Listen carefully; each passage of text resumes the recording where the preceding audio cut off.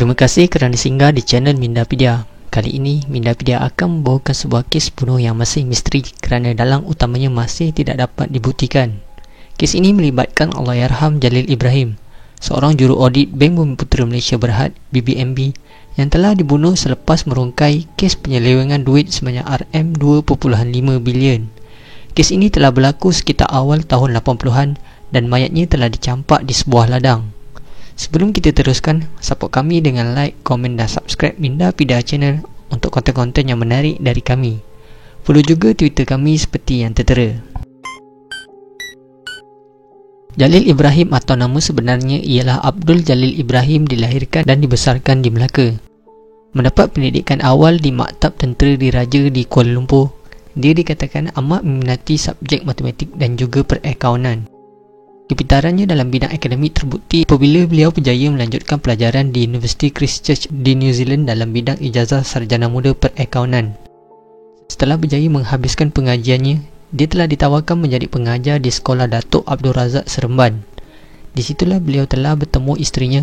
Kemudian beliau telah diterima bekerja sebagai pegawai di Jabatan Perauditan Dalaman untuk Bank Bumiputera Malaysia Berhad (BBMB). Beliau merupakan seorang pekerja yang jujur, amanah serta rajin. Setelah beberapa tahun bekerja, beliau menyambung pelajarannya dalam bidang sarjana pengurusan perniagaan di Switzerland. Beliau dinaikkan pangkat atas kepakarannya untuk melakukan tugas-tugas audit dan juga sikapnya yang bekerja keras. Sekitar tahun 1983, Allahyarham Jalil telah dipanggil untuk menjalankan siasatan berprofil tinggi oleh majikannya BBMB. BBMB telah mengarahkan Allahyarham untuk pergi ke Hong Kong bagi menyiasat satu transaksi mencurigakan yang melibatkan anak syarikatnya ketika itu, iaitu Bumiputera Malaysia Finance (BMF). Ini selepas BBMB mengesan BMF telah meluluskan satu pinjaman wang yang berjumlah RM2.5 bilion kepada sebuah syarikat di Hong Kong yang dipanggil Carrion Group.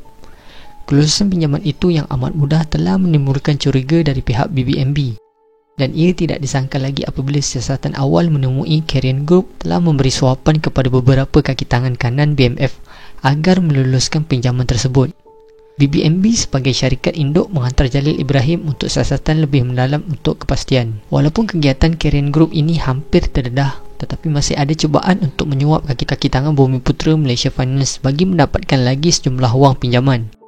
Tambahan pula, status kewangan syarikat Hong Kong itu yang hampir muflis dan berdepan masalah membayar semula pinjaman kepada BMF memerlukan mereka untuk mendapatkan suntingan dana yang baru untuk mengelakkan diri mereka daripada muflis. Langkah jahat ini telah ditentang keras oleh Allahyarham Jalil Ibrahim, apatah lagi beliau sudah berada di Hong Kong pada waktu itu. Jelas di sini dilihat integriti dan ketelusan Allahyarham Jalil Ibrahim dalam menjalankan amanah yang diberikan kepadanya. Tetapi kredibilitinya itu terpaksa dibayar dengan harga yang mahal apabila tidak lama selepas itu mayatnya telah dijumpai oleh seorang pekerja ladang di sebuah ladang pisang di Hong Kong dengan keadaan tiada dokumen pengenalan diri bersamanya. Mayatnya hanya dikenal pasti apabila pihak polis menjumpai shilling 10 sen di dalam poket pakaiannya. Ini diyakinkan lagi apabila pihak BBMB ada membuat laporan polis mengenai kehilangan seorang kaki tangan mereka di Hong Kong dan memudahkan pihak polis mengenal pasti jasad yang dijumpai itu. Ini telah memudahkan pihak polis mengenal pasti jasad yang dijumpai itu berdasarkan laporan yang telah dibuat.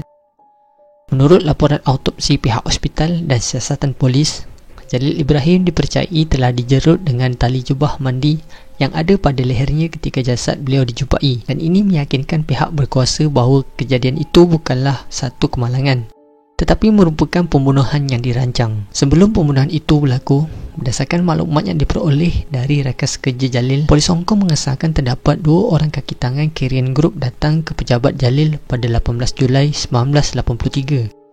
Tujuan mereka adalah untuk menggesa Jalil membantu pinjaman wang mereka diluluskan dengan segera. Tapi dengan situasi kewangan syarikat itu yang diketahui gawat, Jalil yang juga timbalan pengurus besar BMF enggan membantu mereka, malah menekan pegawai-pegawai BMF di Hong Kong untuk tidak meluluskan pinjaman mereka. Berdasarkan kejadian-kejadian yang berlaku sebelum jasad Jalil ditemui, polis Hong Kong yakin pergeseran ini menjadi motif utama Jalil dibunuh, selain juga dikaitkan dengan tugasan Jalil yang cuba membongkarkan kegiatan pinjaman di antara Bumiputera Malaysia Finance dan Carrion Group. Tetapi, sebelum Jalil ditemui mati, beliau sempat untuk menyerahkan laporan audit sepanjang siasatan beliau ketika berada di Hong Kong. Ketah laporan audit itu berjaya diterima oleh Bank Bumiputera Malaysia Berhad di Kuala Lumpur. Isi kandungan laporan itu berjaya membuktikan bahawa Carrion Group bukan sahaja gagal membayar semula pinjaman, malahan juga pinjaman tersebut diluluskan dengan tidak mengikut prosedur yang sepatutnya dipatuhi oleh Bumiputera Malaysia Finance. Hasil siasatan Allahyarham juga mendapati bahawa penyelewengan tersebut didalangi oleh pegawai tertinggi BMF sendiri,